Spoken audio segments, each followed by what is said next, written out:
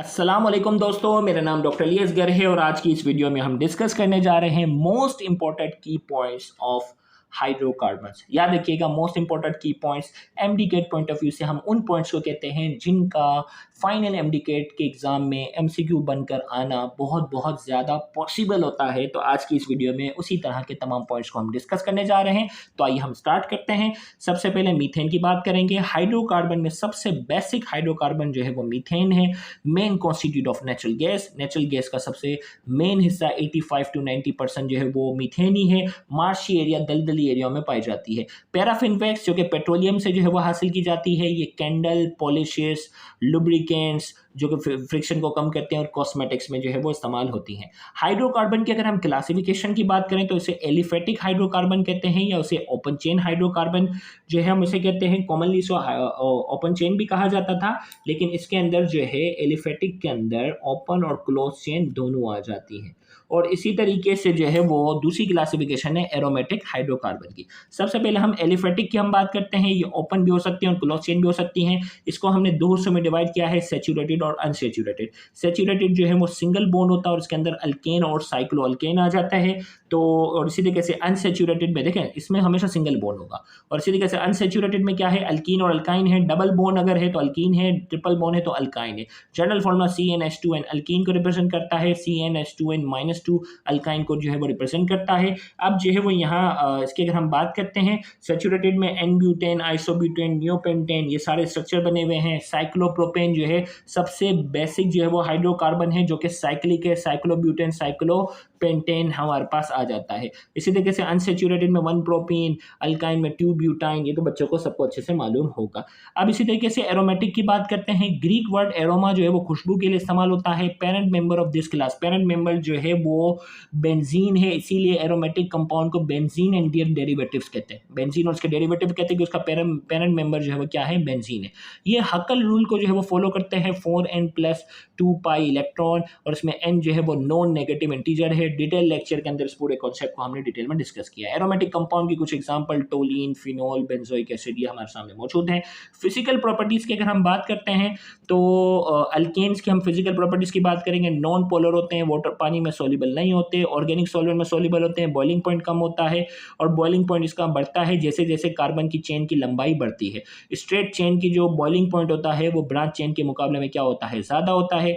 1 से लेकर 4 कार्बन वाले जो ऑर्गेनिक कंपाउंड होते हैं वो गैसेस होते हैं। 5 से लेकर 17 वाले लिक्विड होते हैं और 17 से ज़्यादा वाले जो है वो वैक्सी सॉलिड होते हैं। अब जो है वो स्ट्रक्चर ऑफ इथेन के अंदर जो है, वैसे तो डिटेल लेक्चर में हम पूरी डायग्राम के साथ एक एक कॉन्सेप्ट हमने क्लियर किया हुआ है, लेकिन इसमें मेन बात भाई इथेन का फॉर्मूला sp3 हाइब्रिडाइजेशन होती है, बॉन्ड एंगल 109.5 होता है, टेट्राहेड्रल शेप होती है, कार्बन कार्बन के दरमियान जो बॉन्ड लेंथ होती है 1.54 एंगस्ट्रॉम होती है। साइक्लोप्रोपेन की बात करेंगे, ये स्मॉलेस्ट जो है वो साइक्लो अल्केन में सबसे स्मॉलेस्ट और सिंपलेस्ट है। इंटरनल एंगल इसका जो होता है वो 60 डिग्री होता है।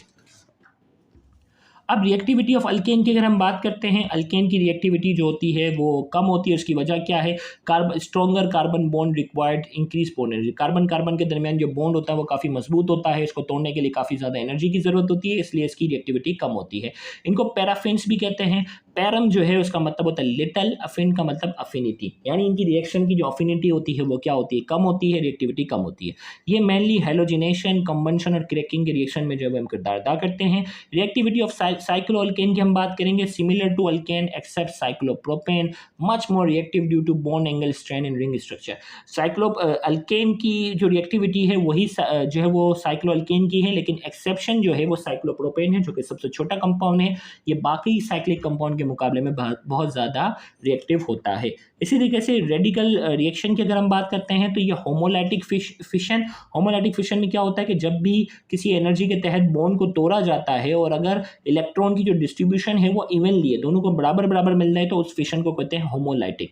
हेटेरोलाइटिक में क्या होता है कि एक ही जो एटम होता है वो दोनों शेयरिंग वाले इलेक्ट्रॉन को अपनी तरफ खींच लेता है, जिसकी वजह से जो छीनने वाला होता है उसके ऊपर नेगेटिव चार्ज आता है और जिसको नहीं मिलता उसके ऊपर पॉजिटिव चार्ज आता है, उसे हेटेरोलाइटिक कहते हैं। अब देखो हेटेरोलाइटिक के दो है, इसमें दोनों वो ले गया, या बी ये वो दोनों ले गया, तो जो दो ले जाएगा उसके ऊपर नेगेटिव चार्ज आएगा और जिसको एक भी नहीं मिलेगा उसके ऊपर पॉजिटिव चार्ज आएगा। ये हेटेरोलाइटिक फिशर है।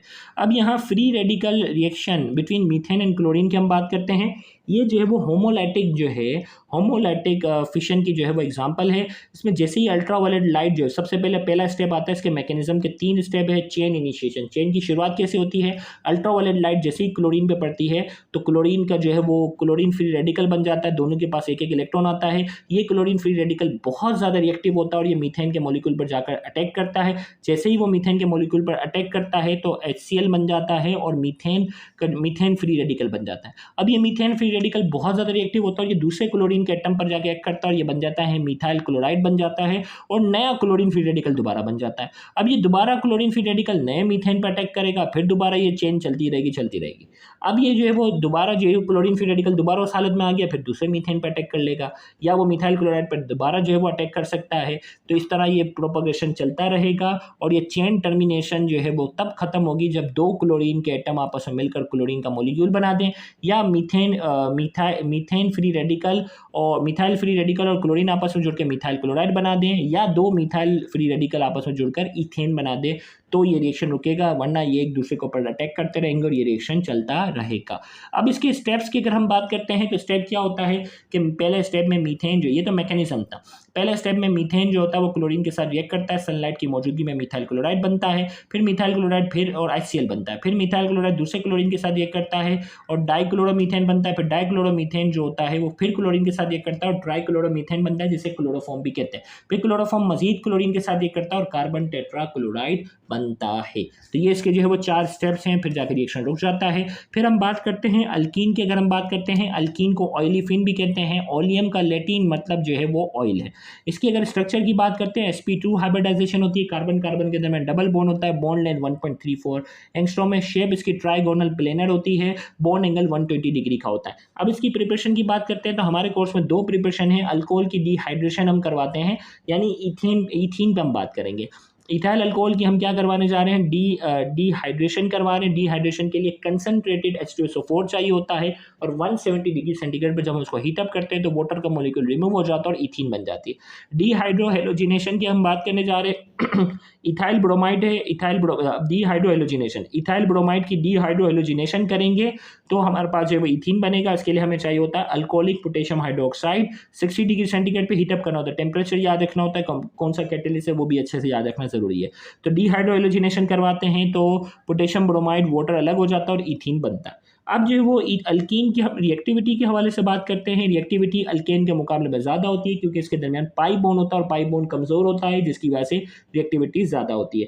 रिएक्शन ऑफ अल्कीन, अल्कीन की रिएक्शन की अगर हम बात करते हैं सबसे पहला है हाइड्रोजिनेशन। इसमें हाइड्रोजन जो हम क्या करते हैं ऐड करते हैं, उसके लिए कैटेलिस्ट निकल, प्लेटिनियम, पैलेडियम, कोई भी एक कैटेलिस्ट लेते हैं 250 से लेकर 300 डिग्री सेंटीग्रेड पर, इन तीनों में से किसी एक को हीटअप करते हैं, हाइड्रोजन रिलीज होता है और ये हाइड्रोजन जो है वो इथीन में शामिल हो जाता है और हमारे पास इथेन बनती है। दूसरा हमारे पास है हेलोजिनेशन, हेलोजिन हम इसमें जो है वो शामिल करते हैं, ब्रोमीन हम उसकी रिएक्ट करवा रहे हैं तो हमारे पास जो है वो डाई ब्रोमो जो है वो इथेन बन रहा है या इथाइल डाइब्रोमाइड बन रहा है। This reaction take place in inert solvent, इसके लिए इनर्ट सॉल्वेंट चाहिए जो सॉल्वेंट जो है वो रिएक्शन में पार्टिसिपेट ना करे, तो इसके लिए क्लोरोफॉर्म जो है वो सूटेबल सॉल्वेंट होता है या कार्बन टेट्राक्लोराइड जो होता है वो एक सूटेबल सॉल्वेंट होता है। हाइड्रोहेलोजिनेशन की अगर हम बात करते हैं, अब हाइड्रोजन भी शामिल करना है, हेलोजन भी शामिल करना है, उसको हाइड्रोजन ब्रोमाइड के साथ रिएक्ट कर रहे हैं तो इथाइल ब्रोमाइड बन रहा है हमारे पास। अब ऑर्डर ऑफ रिएक्टिविटी क्या है, सबसे ज़्यादा अच्छी रिएक्टिविटी हाइड्रोजन आयोडाइड की होती है, फिर ब्रोमाइड की होती है और फिर क्या होती है, क्लोराइड की होती है।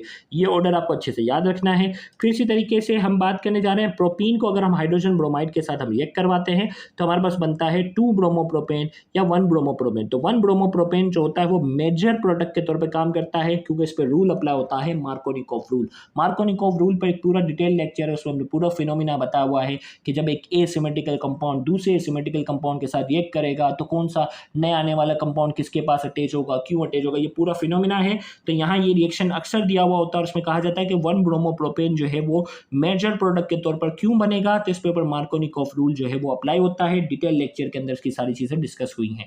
हाइड्रेशन की अगर हम बात करने जा रहे हैं, इथीन में वाटर हम शामिल करते हैं, डाइल्यूट जो है वो सल्फ्यूरिक एसिड होता है, 100 डिग्री सेंटीग्रेड पे हीटअप करते हैं तो इथाइल अल्कोहल बन जाता है। Halo hydration, confirmatory test of alkene, ये याद रखना कि ये जो है वो कंफर्मेटरी टेस्ट है अल्कीन का। इसको इथीन को हम ब्रोमीन और वाटर की मौजूदगी में ऐड करते हैं तो ब्रोमोहाइड्रीन हमारे पास बनता है। तो ये कंफर्मेटरी टेस्ट होता है अल्कीन का, डिटेल लेक्चर में उसकी भी बात हुई है। इप ऑक्सीडेशन जो है इसमें हम ऑक्सीजन के साथ रिएक्ट करते हैं इन द प्रेजेंस ऑफ पर एसिडिक एसिड पर एसिडिक एसिड का फॉर्मूला याद रखना, ये ईपॉक्साइड बनता है और ईपॉक्साइड क्या है, 3 मेंबर साइक्लिक ईथर, 3 मेंबर वाला साइक्लिक ईथर है छोटा सा, तो ये ईपॉक्साइड कहलाता है। तो ईपॉक्साइड बनता है ऑक्सीजन के रिएक्शन के नतीजे में। ओजोनोलाइसिस, जब इथीन को हम जो है वो ओजोन के साथ रिएक्ट करते हैं in the presence of zinc and 100 degree centigrade पे हीटअप करते हैं, बीच में एक इंटरमीडिएट कंपाउंड भी बनता है, लेकिन फाइनल प्रोडक्ट जो बनता है ये फॉर्मेल्डिहाइड बनता है और जिंक ऑक्साइड बनता है। फिर ये पॉलीमराइजेशन है, इथीन की अगर हम पॉलीमराइजेशन करवाते हैं तो इसके लिए टेम्परेचर चाहिए होता है 200 डिग्री सेंटीग्रेड, 2000 एटीएम का प्रेशर चाहिए होता है, तो ये इथीन कन्वर्ट हो जाता है पॉली इथीन के अंदर। तो यहाँ जाके इसका लेक्चर नंबर 1 जो है वो मुकम्मल हुआ हाइड्रोकार्बन से रिलेटेड। इंशाल्लाह नेक्स्ट लेक्चर के अंदर जो है उसी के आगे की पॉइंट्स को हम कंटिन्यू करेंगे। Thank you very much. अल्लाह हाफिज़।